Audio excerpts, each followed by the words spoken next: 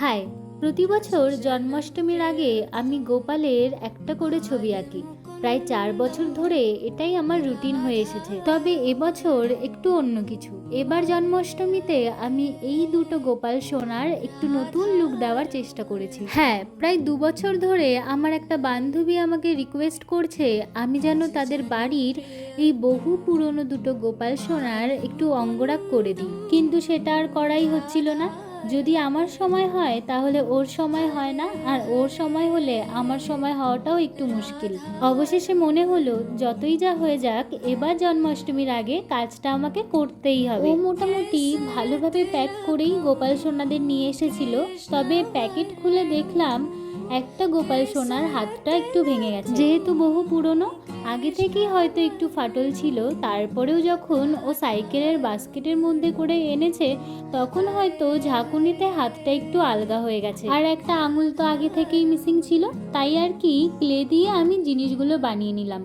তবে হাতটা জোড়ানোর পর একটা দাগ হয়েই ছিল, সেজন্য ভাবলাম দুটো বাজু তৈরি করে দিই। বাজু দুটো পরানোর পর আমার মায়ের তো আরো বেশি পছন্দ হয়েছে। জানো তো, প্রতি বছর জন্মাষ্টমীর বেশ কিছুদিন আগে থেকে আমার মা কোনো না কোনো রেফারেন্স খুঁজে রেখে দেয় গোপালের, যাতে আমি সেটাকে আঁকতে পারি। তবে এবছর যেহেতু আঁকাটা পসিবল হয়নি, তবে এই গোপাল সোনাদের দেখে আমার মা খুশি হয়েছে, এটা ভেবে আমি একটু শান্তি পেয়েছি। এর আগেও বহুবার আমার গোপাল সোনাদের অঙ্গরাগ করার সৌভাগ্য হয়েছে, যদিও কখনো ভিডিও করা হয়নি। তবে এত কিউট গোপালদের দেখে এবার আমি আর ভিডিও করার লোভটা সামলাতে পারলাম না। তাই ভাবলাম প্রতিবার যেহেতু আমি ছবি আঁকি তখন যেহেতু ভিডিও করি, তবে এবার না হয় অঙ্গরাগেরই ভিডিও করি। সেই জন্যই আর কি এই ভিডিওটা করা।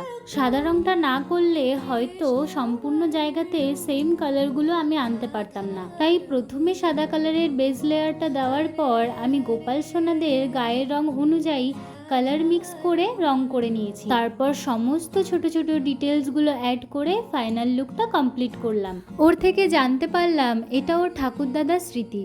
ওর বাড়ির লোক সহ ওর ঠাকুমারও খুব পছন্দ হয়েছে। সত্যি বলতে এই কথাগুলো শুনলে আমার রাত জাগা ও ঘন্টার পর ঘন্টা খাটনিগুলো নিমেষে ভ্যানিশ হয়ে যায়। এবার তোমাদের কেমন লাগলো আমার এই গোপাল সোনাদের লুকটা তোমরা অবশ্যই কিন্তু কমেন্টে জানিও। আর ভিডিওটা ভালো লাগলে অবশ্যই একটা লাইক, শেয়ার, কমেন্ট করে দিও।